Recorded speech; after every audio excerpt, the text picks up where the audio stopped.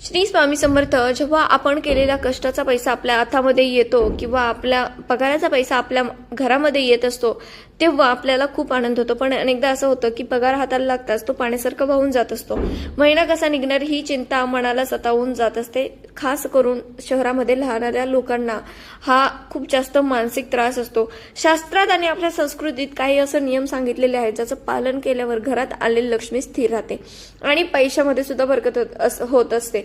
आता बघा, जे शेती करतात, शेती करून पैसा घरात येतो पण तो आलेला पैसा टिकतच नाही, कोणत्या ना कोणत्या मार्गाने बाहेर जात असतो.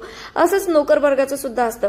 पण म्हणूनच पगार झाल्यावरती किंवा शेतीतून काही पैसे घरात आल्यावरती घरामध्ये घरातल्या लक्ष्मीने महिलांनी कोणत्या 5 गोष्टी आवर्जून केल्या पाहिजेत.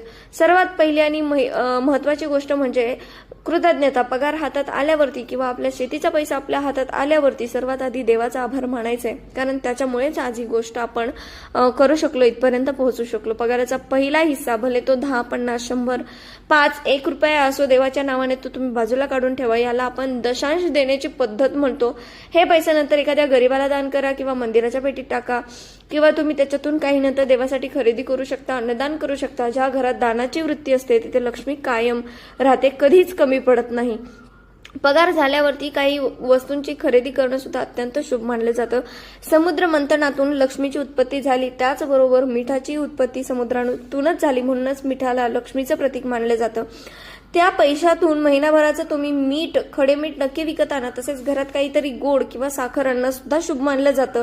असं केल्यानं घरातील सकारात्मक ऊर्जा जी असते ती कायम राहते आणि अन्नाची कधीही कमतरता भासत नाही.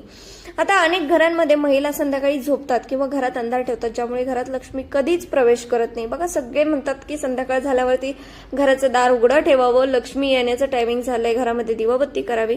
तर ही गोष्ट नेहमी लक्षात ठेवा.